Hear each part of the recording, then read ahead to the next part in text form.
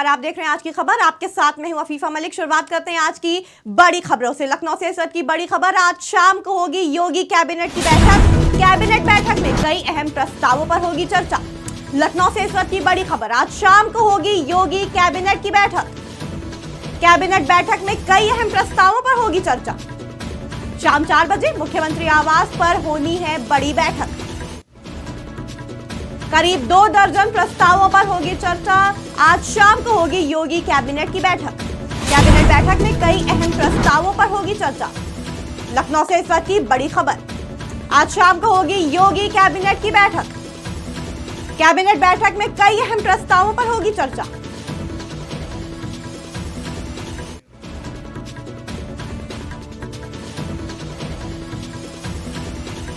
कई अहम प्रस्तावों पर होगी चर्चा। शाम 4 बजे मुख्यमंत्री आवास पर होनी है बैठक। करीब 2 दर्जन प्रस्तावों पर होगी चर्चा। राजधानी लखनऊ से इस वक्त की बड़ी खबर, आज शाम को होगी योगी कैबिनेट की बैठक। लखनऊ से इस वक्त की बड़ी खबर, आज शाम को होगी योगी कैबिनेट की बैठक। बैठक में कई अहम प्रस्तावों पर होगी चर्चा। शाम 4 बजे मुख्यमंत्री आवास पर होनी है बैठक। इस खबर पर ज्यादा जानकारी के लिए हमारे साथ जुड़ चुके हैं संवाददाता पंकज तिवारी। पंकज, मुख्यमंत्री आवास पर आज शाम 4 बजे बड़ी बैठक होनी है। इस बैठक में कई अहम मुद्दों पर चर्चा हो सकती है। क्या जानकारी इस बैठक को लेकर?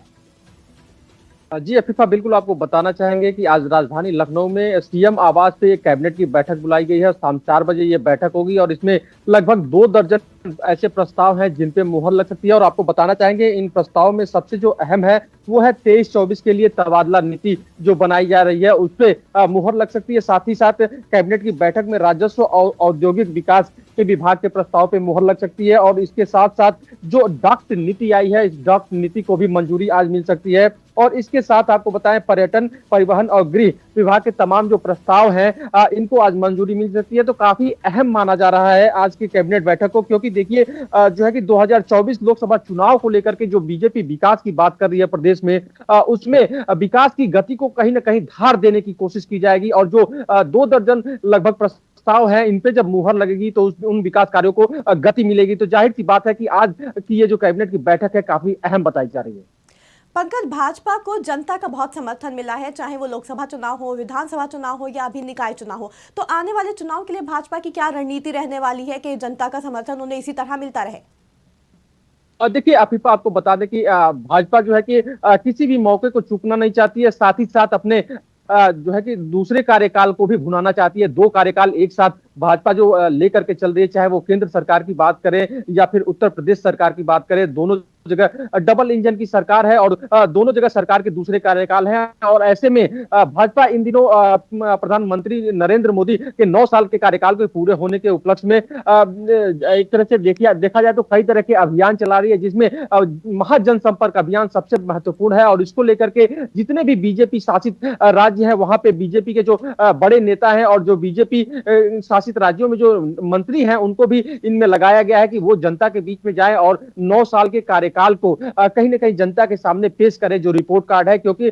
बीजेपी ने जो अपना संकल्प पत्र में जो वादा किया था उसको किस हिसाब से आम पब्लिक के लिए पूरा कर रही है, ये बताना जो है कि बीजेपी नेताओं के लिए अहम है। क्योंकि 2024 के लिए ये बताना बीजेपी के लिए जरूरी हो जाता है कि दो कार्यकाल अगर जो बीजेपी को मिला हुआ है तो बीजेपी ने आखिर जनता के लिए क्या कुछ किया है। तो जाहिर सी बात है, एक तरह से रिपोर्ट कार्ड पेश की जा रही है। और बीजेपी यूपी में 80 सीटों के लिए जो अपनी नई रणनीति बना रही है, उसके तहत भी जो अभियान चल रहा है वो भी जनसंपर्क अभियान चल रहा है। और ऐसे में एक महाजनसंपर्क अभियान, जाहिर सी बात है जनता का समर्थन एक तरह से जीतने में बीजेपी सफल होगी, ऐसा अनुमान लगाकर बीजेपी का यह कार्यक्रम चलाया जा रहा है। आपको बता दें कि जो सूबे के डिप्टी सीएम है केशव प्रसाद मौर्य, उनके भी 2 दौरे आज लगे हुए हैं। और हर जो नेता है, हर जो मंत्री है बीजेपी के, वो कहीं ना कहीं जो है कि लगातार दौरा कर रहे हैं और जनसंपर्क कार्यक्रम के अभियान, जनसभा का आयोजन हो रहा है। उनमें आम पब्लिक को 9 साल के कार्यकाल और विकास की गाथा को एक तरह से बताया जा रहा है बीजेपी के द्वारा। तो जाहिर सी बात है, 2024 लोकसभा का जो चुनाव है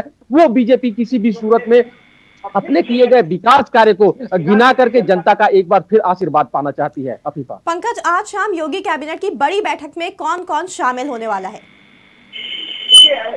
कैबिनेट की बैठक में कैबिनेट में शामिल जितने लोग हैं वो सभी शामिल रहेंगे और विभागों के जो आला कमान है वो भी उसमें मौजूद रहेंगे। साथ ही साथ विभागों की तरफ से जो पर्यटन हो या परिवहन हो, जो जो विभाग है जिनकी तरफ से प्रस्ताव आया है वो सारे वहां पे मंत्री रहेंगे। और दूसरी बात यह है कि जो 2 दर्जन से ज्यादा जो ये प्रस्ताव है इन पे अगर जो मुहर लगती है तो जाहिर सी बात है कि जो विकास की बात टीम योगी कर रही है कि सूबे में विकास की एक लहर चल रही है, विकास को गति दी गई है योगी के द्वारा और टीम योगी के द्वारा, तो जाहिर सी बात है कि इन प्रस्तावों से उस विकास की गति को एक और धार मिलेगी जो कहीं ना कहीं विकास कार्य को आगे बढ़ाएगी। और जो 9 साल का कार्यकाल और बीजेपी यूपी में दूसरे कार्यकाल में विकास की बात कर रही है उसको जनता तक जो बता रही है उसमें काफी इसकी अहम भूमिका होगी, क्योंकि सूबे में विकास के लिए जो टीम योगी वर्क कर रही है उनमें इन प्रस्तावों पे मुहर लगना काफी जरूरी है। और इन पे मुहर लगने के बाद जाहिर सी बात है कि इन तमाम मुद्दों को भी जनता के बीच में लेकर के बीजेपी जाएगी। बहुत बहुत शुक्रिया हम तक ये जानकारी पहुंचाने के लिए पंकज। राजधानी लखनऊ से इस वक्त की बड़ी खबर बता रहे थे आपको। आज शाम को योगी कैबिनेट की बड़ी बैठक होगी। कैबिनेट बैठक में कई अहम प्रस्तावों पर चर्चा हो सकती है। मुख्यमंत्री आवास पर यह बैठक होगी जहां करीब 2 दर्जन प्रस्तावों पर चर्चा की जाएगी। लखनऊ से इस वक्त की बड़ी खबर। डिप्टी सीएम केशव प्रसाद मौर्य का आगरा दौरा। दोपहर 2:20 पर जेपी होटल पहुंचेंगे डिप्टी सीएम। लखनऊ से इस वक्त की बड़ी खबर। डिप्टी सीएम केशव प्रसाद मौर्य का आगरा दौरा। दोपहर 2:20 पर जेपी होटल पहुंचेंगे डिप्टी सीएम। 2:45 पर व्यापारियों के सम्मेलन में होंगे शामिल। लखनऊ से इस वक्त की बड़ी खबर। 3:55 पर विभागीय अफसरों के साथ समीक्षा बैठक करेंगे डिप्टी सीएम। 4:45 पर एयरपोर्ट से लखनऊ के लिए होंगे रवाना। राजधानी लखनऊ से इस वक्त की बड़ी खबर। डिप्टी सीएम केशव प्रसाद मौर्य का आगरा दौरा आज। दोपहर 2:20 पर जेपी होटल पहुंचेंगे डिप्टी सीएम। लखनऊ से इस वक्त की बड़ी खबर। यूपी में कांग्रेस को मिल सकता है नया प्रभारी। व्यस्तता के चलते प्रियंका गांधी छोड़ सकती हैं पद।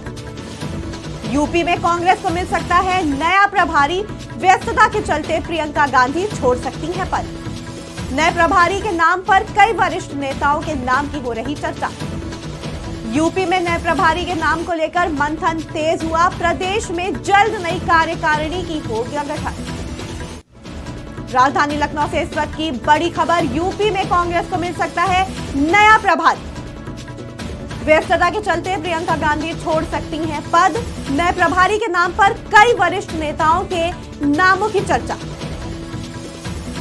यूपी में नए प्रभारी के नाम को लेकर मंथन तेज हुआ। प्रदेश में जल्द नई कार्यकारिणी का भी होगा गठन। राजधानी लखनऊ से इस वक्त की बड़ी खबर। इस खबर पर ज्यादा जानकारी के लिए हमारे साथ जुड़ चुके हैं संवाददाता पंकज तिवारी। पंकज, यूपी में कांग्रेस को नया प्रभारी मिल सकता है, ऐसी खबरें आ रही है कि प्रियंका गांधी अपना पद छोड़ सकती हैं। क्या वजह है जिसकी वजह से प्रियंका गांधी को पद छोड़ना पड़ रहा है?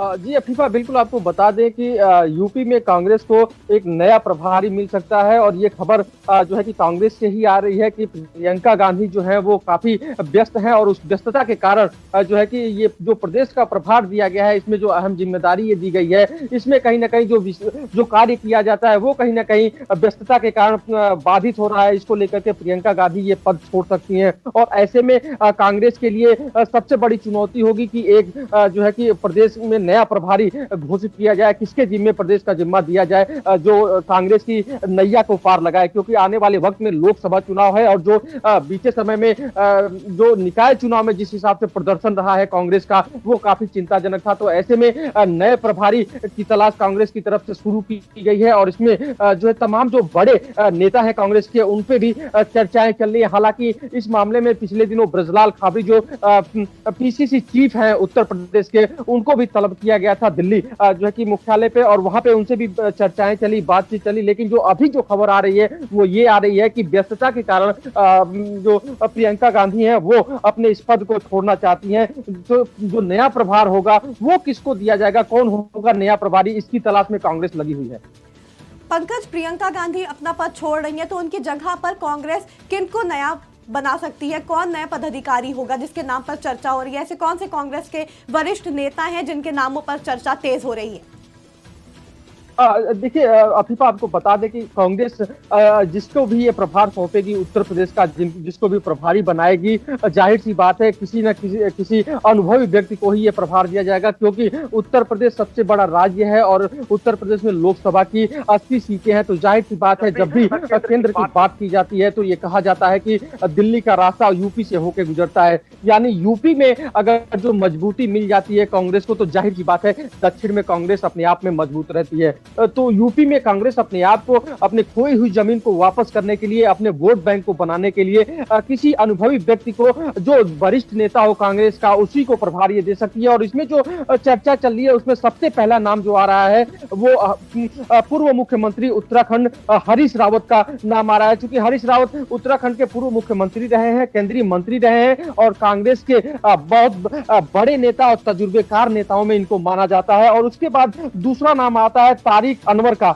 जो काफी बेहतर नेता के तौर पे इनको देखा जाता है और कांग्रेस के पुराने नेता हैं और इनके पास भी ढेर सारा अनुभव है। तो जाहिर सी बात है कि इन दोनों नामों की चर्चा सबसे आगे चल रही है और ऐसे में ये जो दोनों लोग हैं इनमें से किसी को प्रभारी यूपी का बनाया जाता है तो जाहिर सी बात है कुछ न कुछ बदलाव जरूर देखने को मिलेगा कांग्रेस में और कांग्रेस के प्रदर्शन में, चूंकि जब भी वरिष्ठ नेता आते हैं तो कहीं ना कहीं अपने पुराने अनुभव और तजुर्बे के माध्यम से पार्टी को लेकर के, संगठन को लेकर के मजबूत करते हैं और आगे बढ़ते हैं। तो जाहिर सी बात है अब अगर जो नया प्रभारी ऐसे में यूपी को मिल रहा है कांग्रेस को तो यूपी कांग्रेस थोड़ी सी जरूर मजबूत होगी। हालांकि प्रियंका गांधी ने अभी अपनी व्यस्तता के कारण ये पद छोड़ने की बात जताई है, लेकिन इस पे पद छोड़ने की ये इस पे किसी तरह की कोई मुहर नहीं लगी है। तो जाहिर सी बात है कांग्रेस भी एक तरह से अंदर खाने ये तलाश कर रही है कि नया प्रभारी किसको बनाया जाए और ऐसे में जो दो नाम आ रहे हैं सबसे सुर्खियों में, सबसे पहले जो दो नाम आ रहे हैं वरिष्ठता क्रम में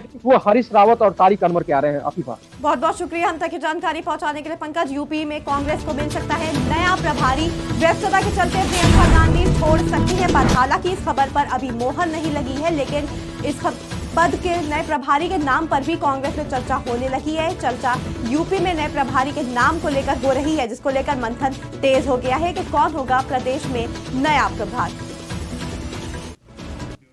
दिल्ली से इस वक्त की बड़ी खबर, ब्रजभूषण शरण सिंह के घर पहुंची दिल्ली पुलिस। पुलिस ने 12 लोगों के बयान दर्ज किए। ब्रजभूषण शरण सिंह के घर पहुंची दिल्ली पुलिस, 12 लोगों के बयान दर्ज किए गए। बढ़ती नजर आ रही है ब्रजभूषण सिंह की मुश्किलें, पहलवानों के शोषण के आरोपों से घिरे हुए हैं ब्रजभूषण सिंह। दिल्ली से इस वक्त की बड़ी खबर, ब्रजभूषण शरण सिंह के घर पहुंची दिल्ली पुलिस, 12 लोगों के बयान दर्ज किए गए।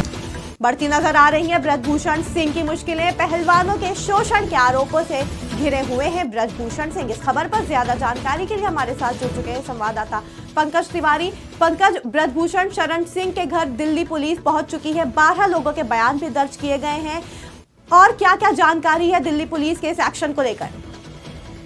जी अफीफा, बिल्कुल आपको बता दें कि ब्रजभूषण शरण सिंह जो है वो घिरते हुए नजर आ रहे हैं और ऐसे में रात की बात आपको बताएं, दिल्ली पुलिस ब्रजभूषण सिंह के गोंडा स्थित आवास पे गई और वहां 12 लोगों से पूछताछ की और पूछताछ करके उनका बयान भी दर्ज किया और साथ ही साथ आपको बताया कि उनके आइडेंटिटी के लिए उनका आधार कार्ड और उनके पहचान पत्र को भी जो है कि पहचान के लिए अपने पास सुरक्षित रखा। तो ऐसे में एक तरह से देखा जाए तो दिल्ली पुलिस की एक्टिविटी तेज हो गई है ब्रजभूषण सिंह को लेकर के, क्योंकि गोंडा और गोंडा के साथ साथ जो खबरें आ रही है कि लखनऊ स्थित उनके आवास पे भी दिल्ली पुलिस पहुंची थी और जो तमाम उनके लोग हैं उनसे पूछताछ की। इसमें ब्रजभूषण सिंह के ड्राइवर और उनके नौकर से भी पूछताछ की गई है। तो जाहिर सी बात है कल जो खबर आई थी वो ये थी कि जो रेसलर थे जो धरने पे बैठे हुए थे, वो जैसे साक्षी मलिक की बात या विनेश फोगाट की बात या बजरंग पुनिया की बात करें तो वो लोग जो है कि गृह मंत्री अमित शाह से मुलाकात करने के बाद अपने अपने ड्यूटी पे जो है कि वापस लौट गए और उन्होंने और जो खबर आ रही थी वो ये आ रही थी कि गृह मंत्री के द्वारा उनको आश्वासन दिया गया है कि इस पूरे मसले में किसी तरह का कोई भेदभाव नहीं होगा और निष्पक्ष जांच होगी और जो दोषी होगा उसको दंडित किया जाएगा। तो जाहिर सी बात है इस मुलाकात के बाद जब रेसलर अपनी अपनी ड्यूटी पे गए तो उसके अगले ही रात जो है कि ब्रजभूषण सिंह के गृह आवास पे जो है कि गोंडा में दिल्ली पुलिस दस्तक देती है और पूछताछ करती है। तो जाहिर सी बात है ये पूरा मामला इंडिकेट कर रहा है कि कहीं ना कहीं इस पूरे मामले में दिल्ली पुलिस अब एक्टिव नजर आ रही है। हालांकि अभी जो खबरें आ रही हैं वो यही है कि ब्रजभूषण शरण सिंह दिल्ली है, लेकिन उनके आवास पे दिल्ली पुलिस पहुंच करके 12 लोगों से पूछताछ की है। अफीफा, पंकज, पहलवानों का केंद्रीय गृह मंत्री अमित शाह से मिलना, उसके बाद पहलवानों का अपनी ड्यूटी पे वापस चले जाना, फिर उसी रात ब्रजभूषण शरण सिंह के घर बयान दर्ज करने जाना, दिल्ली पुलिस का एक्शन तेज होना, क्या लगता है कितनी जल्दी अब सच्चाई सामने आ सकती है? और देखिए आफिफा, आपको बता कर कि इस पूरे मसले में जो पहलवानों का आरोप था कि पहलवानों का शोषण जो है कि ब्रजभूषण सिंह के द्वारा किया जा रहा है, जो कुश्ती महासंघ के अध्यक्ष थे, तो ऐसे मामले में पहले तो पुलिस की तरफ से पुलिस के ऊपर आरोप लगाया गया कि पुलिस इस मामले को दर्ज नहीं कर रही है। उसके बाद सुप्रीम कोर्ट के हस्तक्षेप के बाद से मामला दर्ज हुआ। उसके बाद फिर आरोप लगा कि पुलिस इसमें बहुत विशेष कुछ कार्रवाई नहीं कर रही है, लेकिन पुलिस की तरफ से बार बार ये बयान सामने आया कि पुलिस इस मामले को दर्ज करने के बाद से एक्टिव है और तमाम जो सबूत हैं वो कहीं ना कहीं इकट्ठा करने में लगी हुई है पुलिस। और जब पुलिस को पुख्ता सबूत मिलेंगे तो जाहिर सी बात है कि कार्रवाई और तेज करेगी दिल्ली पुलिस ब्रजभूषण सिंह के खिलाफ। और इसी के क्रम में जिस हिसाब से पहले गृह मंत्री से पहलवानों की मुलाकात होती है और उसके बाद से गृह मंत्री द्वारा पहलवानों को आश्वासन दिया जाता है, उसके बाद सारे रेसलर जो है वो अपने ड्यूटी पे लौटते हैं और अगली रात जो है कि पुलिस सीधे सीधे ब्रजभूषण सिंह के गृहनगर पहुंचती है और वहां उनके नौकर से, उनके ड्राइवर से और जो आसपास के लोग हैं लगभग 12 लोगों से बयान दर्ज करती है और उनका आई कार्ड वगैरह अपने पास पहचान के लिए रखती है। तो ऐसे में सीधा सीधा ये हो रहा है कि ब्रजभूषण शरण सिंह के खिलाफ जो कार्रवाई है वो पुलिस ने तेज कर दिया है। अब इस पूरे मामले की जांच करने के बाद दिल्ली पुलिस को देखना होगा कि जो वो चार्जशीट सबमिट कर रही है उस चार्जशीट में क्या कुछ है और कोर्ट के द्वारा ब्रजभूषण सिंह को दोषी ठहराया जा रहा है या इनको बरी किया जा रहा है। यानी दिल्ली पुलिस कहीं ना कहीं जो माना जा रहा था कि शांत बैठी हुई है, वो कहीं ना कहीं एक्टिव मोड में रन कर रही है ब्रजभूषण सिंह मामले में। बहुत बहुत शुक्रिया हम तक ये जानकारी पहुंचाने के लिए पंकज। दिल्ली से इस वक्त की बड़ी खबर आपको बता रहे थे, ब्रजभूषण शरण सिंह के घर पहुंची दिल्ली पुलिस। 12 लोगों के इस दौरान बयान भी दर्ज किए गए हैं। पुलिस ने उन 12 लोगों के नाम, पत्ते और पहचान पत्र बतौर साक्ष्य जुटा लिए हैं। उसके बाद दिल्ली पुलिस वापस आ गई। ब्रजभूषण सिंह की कहीं ना कहीं मुश्किलें बढ़ती हुई नजर आ रही हैं। यूं भी वो पहलवानों के शोषण के आरोपों से घिरे हुए हैं और अब उनके खिलाफ दिल्ली पुलिस का एक्शन। एकाना स्टेडियम में हुए हादसे का मामला, नगर निगम लखनऊ ने रात भर चलाया अभियान। लखनऊ से इस वक्त की बड़ी खबर, एकाना स्टेडियम में हुए हादसे का मामला, नगर निगम लखनऊ ने रात भर चलाया अभियान। हजरतगंज में लगे अवैध होर्डिंग्स हटाए गए। सीएम आवास के पास भी होर्डिंग को हटाया गया। लखनऊ से इस वक्त की बड़ी खबर, एकाना स्टेडियम में हुए हादसे का मामला, नगर निगम लखनऊ ने रात भर चलाया अभियान। हजरतगंज में लगे अवैध होर्डिंग को हटाया गया। इस खबर पर ज्यादा जानकारी के लिए हमारे साथ जुड़ चुके हैं संवाददाता पंकज तिवारी। पंकज, लखनऊ में कल एक बहुत ही दुखद हादसा हुआ जहां पर होर्डिंग गिर कर गई थी एकाना स्टेडियम के पास। वहीं इस हादसे के मामले में अब नगर निगम ने भी अपनी कार्रवाई तेज कर दी है। क्या कुछ हुआ हजरतगंज में और कहां की होर्डिंग्स को हटाया गया? जी अफीफा, बिल्कुल आपको बता दें कि कल शाम को एक हल्की सी आंधी में एकाना स्टेडियम के पास जो होल्डिंग लगा था वो एक स्कॉर्पियो गाड़ी पे गिर गया, जिसमें एक पूरा परिवार बैठा हुआ था। उसमें एक बच्ची की और उसकी मां की मौत हो गई और जो एक और व्यक्ति थे वो घायल, काफी ज्यादा घायल हो गए, जिनको एडमिट कराया गया है। और इस पूरे घटनाक्रम के बाद से राजधानी लखनऊ में सनसनी मच गई। और आपको बता दें कि इस पूरे मामले में नगर निगम कहीं ना कहीं जो है कि सवालों के घेरे में आ रहा है। और ऐसे में जो बयान आया वो ये आया प्रशासन की तरफ से कि रोशन जैकब जो कमिश्नर है यहाँ की, उन्होंने इसके पहले चारों तरफ निरीक्षण किया था। उसके बाद कहा था कि इस तरह के होल्डिंग और बैनर नहीं दिखने चाहिए, इनको बदल दिया जाए।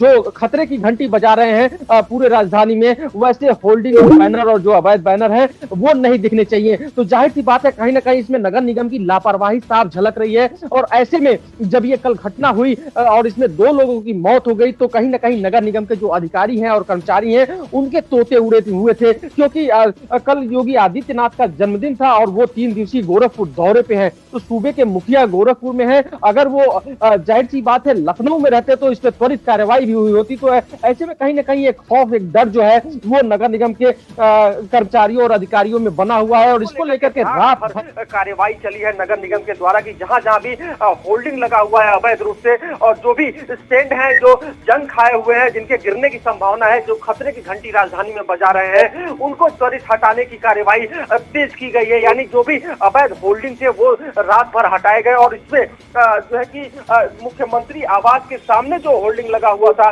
वो भी रात में वहां से हटाया गया है। हजरतगंज में जो होल्डिंग लगा हुआ था उनको भी नगर निगम के कर्मचारियों के द्वारा हटाया गया है। और जाहिर सी बात है कि कान्हा वाली जो घटना हुई है वो काफी दुखद है और इस पे अब कहीं ना कहीं नगर निगम के जो अधिकारी हैं जिनको निर्देश दिया गया था कि ऐसे होल्डिंग और ऐसे स्टैंड नहीं होने चाहिए, उन पे जाहिर सी बात है कि आने वाले वक्त में गाज गिर सकती है। आफीफा, पंकज, इस हादसे के लिए जिम्मेदार कौन है और आगे क्या, किस तरह से क्या नगर निगम की तरफ से कदम उठाए जा रहे हैं कि इस तरह की घटना दोबारा ना हो?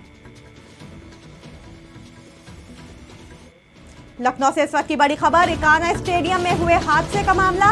नगर निगम लखनऊ ने रात भर चलाया अभियान। हजरतगंज में लगे अवैध होर्डिंग्स को हटाया गया। सीएम आवास के पास भी होर्डिंग्स को हटाया गया। राजधानी लखनऊ से इस वक्त की बड़ी खबर, कान्हा स्टेडियम में हुए हादसे का मामला। नगर निगम लखनऊ ने रात भर चलाया अभियान। हजरतगंज में लगे अवैध होर्डिंग्स को हटाया जा रहा है। सीएम आवास के पास भी होर्डिंग्स को हटाया गया। रुक करते हैं अगली खबर की ओर। एक दिन के कलेक्टर शैलेंद्र ध्रुव का निधन। प्रोजेरिया बीमारी से ग्रसित थे शैलेंद्र। मुख्यमंत्री भूपेश बघेल ने शैलेंद्र की इच्छा को किया था पूरा। लाइलाज प्रोजेरिया बीमारी के कारण बचपन से ही बुजुर्ग जैसे लगते थे शैलेंद्र। गरियाबंद जिले में एक दिन का बनाया गया था कलेक्टर। रात 9 बजे उनका निधन हो गया। मेडकी दबरी गांव में हुआ अंतिम संस्कार।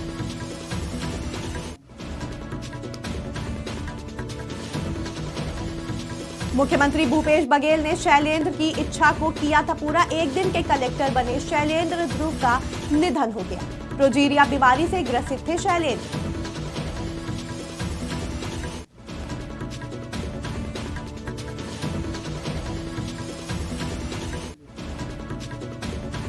एक दिन के कलेक्टर शैलेंद्र ध्रुव का हुआ निधन। प्रोजेरिया बीमारी से ग्रसित थे शैलेंद्र। मुख्यमंत्री भूपेश बघेल ने शैलेंद्र की इच्छा को किया था पूरा। इस खबर पर ज्यादा जानकारी के लिए हमारे साथ जुड़ चुके हैं संवाददाता मनमोहन नेताम। मनमोहन, कलेक्टर बने, एक दिन के कलेक्टर बने शैलेंद्र ध्रुव का निधन हो गया है। प्रोजेरिया बीमारी से वो ग्रसित थे। इसके साथ ही और क्या क्या उनकी ख्वाहिशें थी, किस तरह उनका अंतिम संस्कार किया गया? एक बात बता दूं कि छत्तीसगढ़ के गरियाबंद जिले का ये पूरा मामला है, जहां पर छुरा विकासखंड के मेडकी डबरी के रहने वाले 16 वर्षीय शैलेंद्र कुमार ध्रुव जो लाइलाज बीमारी है, प्रोजेरिया बीमारी से ग्रसित थे और वो उन्होंने इच्छा जताई थी कि वो आगे चलकर कलेक्टर बनना चाहते हैं। क्योंकि हमने देखा है कि ये जो लाइलाज बीमारी है, प्रोजेरिया, इसका कोई इलाज नहीं है। और जिस तरीके से पा मूवी में अमिताभ बच्चन ने इस बीमारी को लेकर अभिनय किया, तो उसी प्रकार यह बीमारी से ग्रसित थे शैलेंद्र और उन्होंने कलेक्टर बनने की इच्छा जताई थी। तो इस पूरे मसले को ध्यान में रखते हुए जो प्रदेश के मुख्यमंत्री भूपेश बघेल ने उनकी इच्छा को पूरी किए थे और उन्हें एक दिन का शैडो कलेक्टर गरियाबंद जिले का बनाया गया था। और आज बीती रात जो शैलेंद्र हैं, 16 वर्षीय शैलेंद्र जो लाइलाज बीमारी प्रोजेरिया से ग्रसित थे, उनकी मौत हो गई। और आज इस पूरे क्षेत्र में शोक की लहर है और उनके जो इच्छा था कि कलेक्टर बनेंगे, तो उनकी इच्छा को सीएम भूपेश बघेल ने पूरा करते हुए उन्हें बकायदा उन्हें आदेशित किया था जिले के कलेक्टर को और एक दिन का उन्हें शैडो कलेक्टर बनाया गया था। तो आज जो शैलेंद्र हैं उनकी मृत्यु हो गई है और पूरे क्षेत्र में शोक की लहर है। निश्चित तौर पर आज उनका गृह ग्राम मेडकी डबरी में अंतिम संस्कार किया जाएगा। जी मनमोहन नेताम, उनकी फैमिली में कौन कौन था, उनकी फैमिली का अभी किस तरह का क्या माहौल है, इसके बारे में भी कुछ बताइएगा। देखिए अभिमा, यह पूरा आदिवासी क्षेत्र है और आदिवासी क्षेत्र के छुरा विकासखंड के मेडकी डबरी का यह पूरा यह शैलेंद्र था और इस गांव में उनके माता पिता और उनके एक भाई रहते थे और आज इनकी मृत्यु के बाद पूरा क्षेत्र में शोक की लहर है। आदिवासी क्षेत्र है और जिस तरीके से यह लाइलाज बीमारी उन्हें बचपन से घेर रखा था और इस बीमारी में होता यह है कि जो बीमारी के कारण बच्चे भी बूढ़े जैसे दिखते हैं और इस पूरे बीमारी के कारण वो लगातार पूरा बीमार पड़ रहे थे और उन्होंने एक दिन के कलेक्टर बनने की इच्छा जताई थी। और यह बीमारी को हमने जो हिंदी फिल्म है पा मूवी में हमने देखा है। इस पूरे प्रोजेरिया बीमारी से ग्रसित जो मरीज है उनका एक अभिनय अमिताभ बच्चन ने किया था, तो ठीक उसी प्रकार की बीमारी से यह शैलेंद्र ग्रसित था। जी बहुत बहुत शुक्रिया हम तक ये जानकारी पहुंचाने के लिए। एक दिन के कलेक्टर शैलेंद्र ध्रुव का हुआ निधन। प्रोजेरिया बीमारी से ग्रसित थे शैलेंद्र। मुख्यमंत्री भूपेश बघेल ने शैलेंद्र की इच्छा को किया था पूरा। लाइलाज प्रोजेरिया बीमारी के कारण बचपन से ही बुजुर्ग जैसे दिखते थे शैलेंद्र। गाजियाबाद जिले में एक दिन का बनाया गया था उनको कलेक्टर। बीती रात 9 बजे निधन हुआ। आज मेंढकवारी गांव में होगा अंतिम संस्कार।